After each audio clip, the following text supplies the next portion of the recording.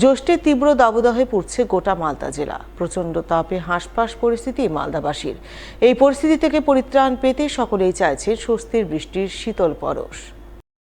উল্লেখ্য, এবছর বৈশাখ মাসে সেভাবে মালদায় কাঠফাটা রোদ পড়েনি। মাঝে মধ্যে বৃষ্টির সঙ্গে ঝোড়ো হাওয়া নেমে আসায় বৈশাখ মাস মোটের উপর কিছুটা ভালোই কাটে। তবে জ্যৈষ্ঠ মাস পড়তে না পড়তেই দিনের বেলা আকাশ থেকে যেন আগুন ঝরে পড়ছে। ফলে গত কয়েকদিন ধরেই সূর্যের প্রচণ্ড তাপে নাভিশ্বাস ওঠে মালদাবাসীর। সেই সঙ্গে অস্বস্তিকর গরম অনুভূত হয়। বাতাসে আর্দ্রতার পরিমাণ বেশি থাকায় শরীর থেকে দরদর করে ঘাম ঝরতে থাকে। তাই প্রচণ্ড গরম থেকে ক্ষণিকের স্বস্তি পেতে অনেকেই শরবত, লস্যি, ডাবের জলের মতো শীতল পানীয়ে চুমুক লাগান।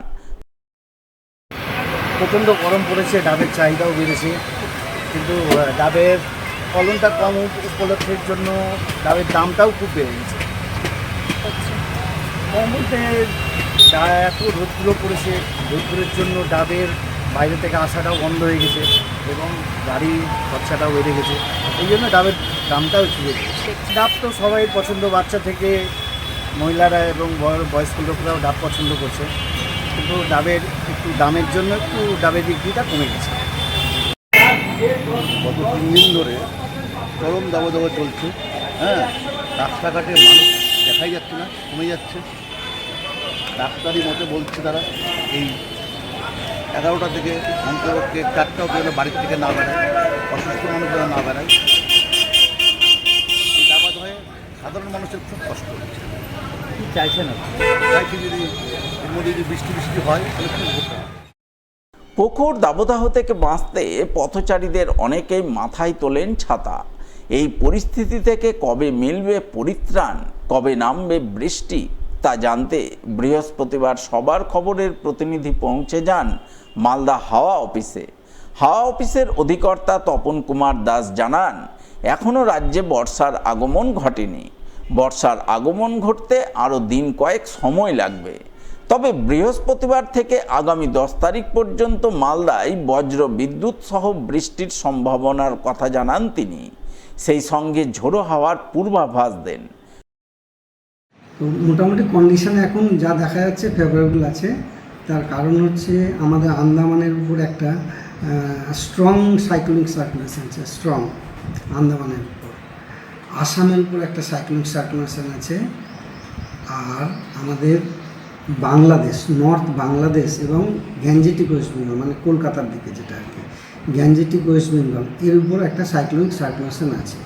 মানে এইগুলোর উপরই বেশ করে বলা হচ্ছে যে আপনার সাউথ ওয়েস্ট মনসুন এই মানে প্রেজেন্ট কন্ডিশন খুব ফেভারেবল। তো আশা করছি আমরা হয়তো 1-2 দিনের মধ্যে আমাদের কেরালায় হিট করবে এবং তার একটা উইংস আমাদের নর্থ ইস্টে এসে হিট করবে।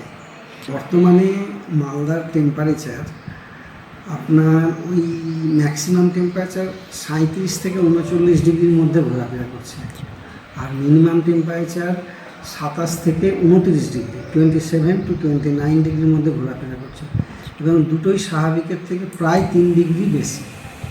আর আগামী আমাদের মালদার যা সিচুয়েশান, মালদার আগামী 10 তারিখ পর্যন্ত থান্ডারস্টর্ম উইথ রেন সঙ্গে গাস্টি উইন্ডের একটা ফোরকাস্ট দেওয়া আছে।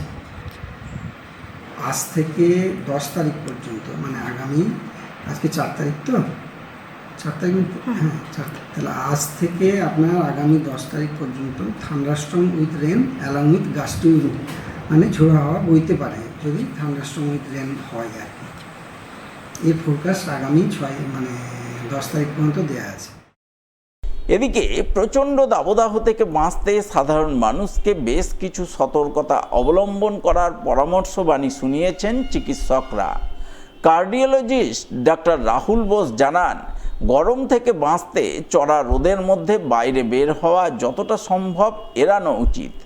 বাইরে বের হলে রোদ থেকে বাঁচতে ছাতা ব্যবহার করা দরকার। প্রতিদিন পর্যাপ্ত পরিমাণ জল পান করতে হবে। গরমে কেউ অসুস্থতা অনুভব করলেই শীতল স্থানে বসে বিশ্রাম নিতে হবে। এই সমস্ত সতর্কতা মেনে চললেই গরমে সুস্থ থাকা যাবে। এখন যে এক্সট্রিম ক্লাইমেট ইভেন্টস হচ্ছে তার জন্য আমাদেরকে কয়েকটা প্রিকশন নিতে হবে। যে ওই এক্সট্রিম গরমের টাইমটা যে দুপুরবেলা 12 o'clock to 3 o'clock, try as much as possible to stay indoors, যেখানে কোনো শেড থাকবে। Try to drink at least 2 to 3 liters of water every single day. Stay hydrated and সানস্ক্রিনটা ইউজ করবেন।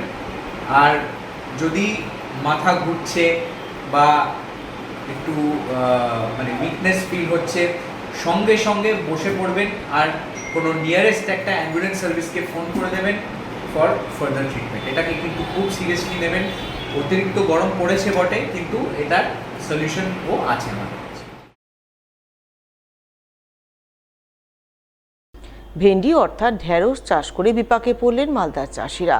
পাইকারি বাজারে ভেন্ডির দাম তলানিতে এসে ঠেকায় জলের দরে ভেন্ডি বিক্রি করতে বাধ্য হচ্ছেন চাষি ভাইরা। তাই ভেন্ডি চাষিদের গলায় শোনা গেল আক্ষেপের সুর। মালদার ইংরেজবাজার ব্লকের কাজীগ্রাম অঞ্চলের মাদাপুর এলাকার ভেন্ডি চাষি ঘনশ্যাম মণ্ডল জানালেন, তিনি গত কয়েক বছর ধরেই এই সময়কালে ভেন্ডির চাষ করে আসছেন, কিন্তু এবছর বর্তমান সময়কালে বাজারে ভেন্ডির দাম মিলছে না, যার অন্যতম কারণ হলো ভেন্ডির অত্যধিক উৎপাদন। ব্যাপক উৎপাদনের কারণে বাজারে ভেন্ডির চাহিদা নেই।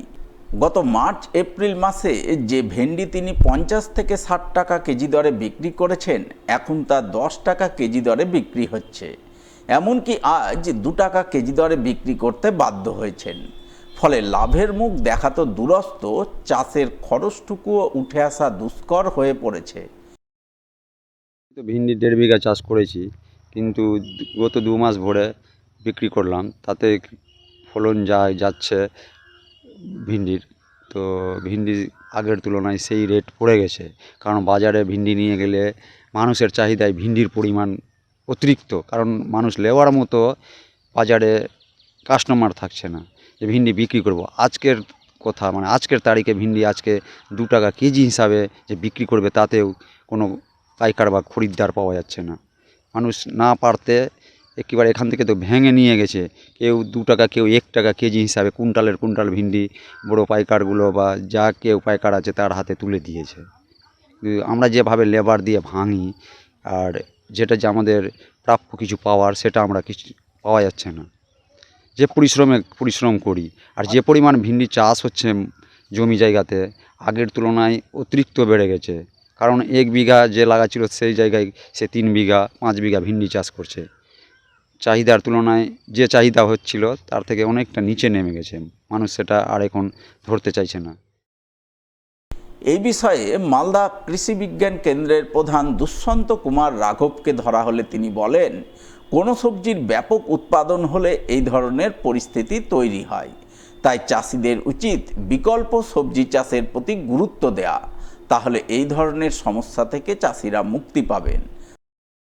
हाँ, भिंडी का जो कि अभी बरसात का मौसम है, और इस मौसम में भिंडी का उत्पादकता बढ़ जाती है, और भिंडी की उत्पादकता बढ़ जाती है। और इस समय में सभी जो भी हमारे कृषि के एरिया हैं, सभी गांव देहात में थोड़ी बहुत मात्रा में सभी लोग भिंडी की फसल करते हैं, जिस वजह से बाज़ार में ज़्यादा उपलब्धता हो जाती है। और इस मौसम में फेवरेबल क्लाइमेट होने की वजह से उसमें फलन भी ज़्यादा होती है, उसका वज़न भी तेज़ी से बढ़ता है, जिसके कारण भिंडी का उत्पादन ज़्यादा हो जाता है। तो इसका जो कम रेट रहता है, ऑफ सीजन जो भिंडी है, जब हम लोग इसको दिसंबर या जनवरी में जब हम लोग लगाएंगे, तो जो फरवरी मार्च अप्रैल, ये 3 महीने जो हैं, अप्रैल तक इसका रेट बहुत अच्छा रहता है। जैसे ही 15 मई के बाद बारिश स्टार्ट हो जाती है, तो इसका रेट ऑटोमेटिकली गिरना स्टार्ट हो जाता है। तो मैं किसान भाइयों को यही सलाह दूंगा कि जब भी आप भिंडी की खेती करें, तो थोड़ा अगेती फसल लगाएं, जो मेन सीजन वाली फसल है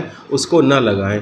और जिस एरिया में भिंडी ज़्यादा होती है, वहाँ भिंडी के अलावा कुछ दूसरी और फसलें लगाएं, जैसे कि काउपी है, और बीन्स हैं, और पोल बीन्स हैं, और आपका स्वीट कॉर्न है जो इस सीज़न में, या कोलोकेसिया है, या पम्पकिन है, या आपका कुकुम्बर है। इस तरह की सब्जियों को अगर लगाएंगे तो उनका रेट आपको ज़्यादा मिलेगा। या फिर आप अगर टमाटो लगा सकते हैं, टमाटर इस सीज़न में, तो उसका भी रेट आपको अच्छा मिलेगा। बैंगन का भी इस सीज़न में अच्छा रेट मिलता है। तो ज़्यादा एरिया में अगर एक फसल बढ़ जाती है, तो ऑटोमेटिकली उसका रेट कम हो जाता है।